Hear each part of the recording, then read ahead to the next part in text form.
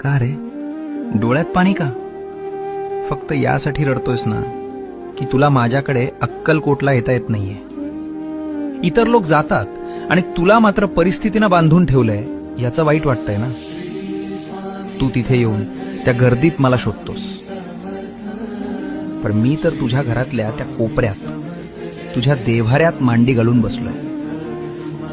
बाळा, मंदिरात मी राजा म्हणून बसलोय, लोकांचं गाऱ्हाणं ऐकायला, पण तुझ्या घरात मी बाप म्हणून वावरतोय, तुला सांभाळायला.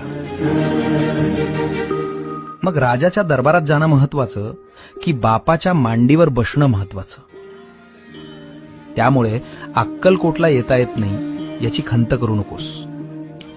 आत्ता याच क्षणी डोळे मिट आणि बघ, मी तुझ्या समोर उभा नाहीये, तर मी तुझ्या आत बसलोय.